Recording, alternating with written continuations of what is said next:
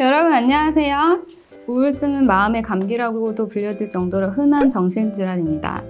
정신질환이라고 하면 굉장히 심각하게 받아들이시거나 다소 거부 반응을 보이시는 분들도 계시지만 심장이 아프면 심장질환에 걸릴 수 있고 소화기관이 남들보다 약해서 배가 아픈 것처럼 뇌의 한 부분이 아파서 우울증이 오는 것이라고 쉽게 생각하시면 됩니다.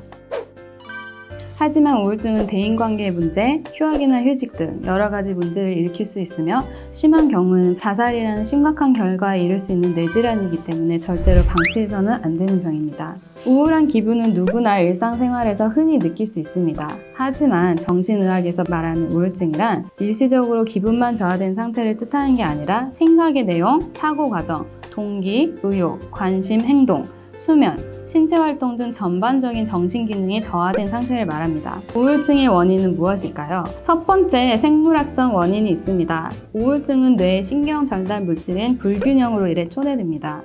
흔히 세로토닌이라는 뇌 내 신경 전달 물질의 저하가 우울증과 관련됩니다. 두 번째로, 생활 및 환경 스트레스가 있습니다.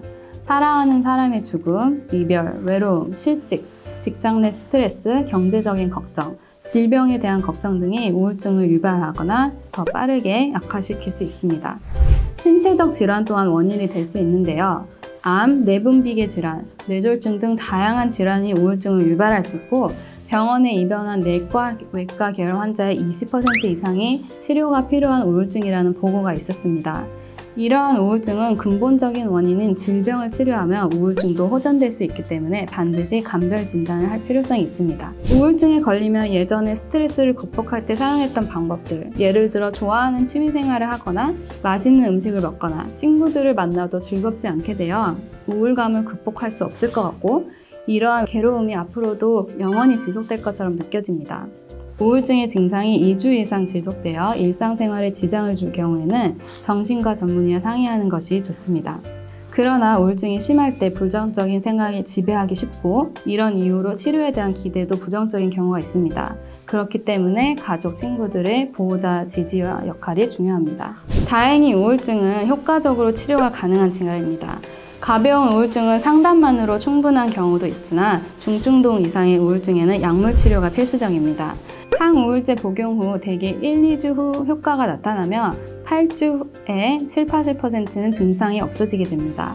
그러나 우울증은 재발이 잦기 때문에 급성기 치료 이후에도 4개월에서 6개월간 유지요법을 시행하는 것이 재발을 막는 방법입니다. 일부 환자의 경우 우울증을 병으로 보지 않고 방치하다가 극단적으로 자살을 선택하는 경우가 있습니다. 따라서 우울증을 우선 병으로 인식해야 하며 우울증 조기 징후를 제대로 알아야 합니다. 또한 자신의 기분을 흔드는 외적, 내적 사건을 인식해야 하고 우울증 증세에 대한 자기 나름대로의 대처 방향을 고안해야 합니다. 증상이 심한 경우 전문가의 상담이 필수적입니다. 우울증을 잘 치료되는 질환이라는 사실을 기억하시는 게 중요합니다.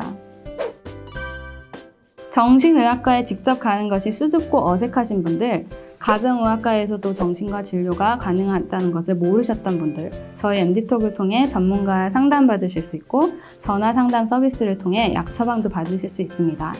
그럼 오늘도 멘탈이 건강한 하루 보내시기 바랍니다. 감사합니다.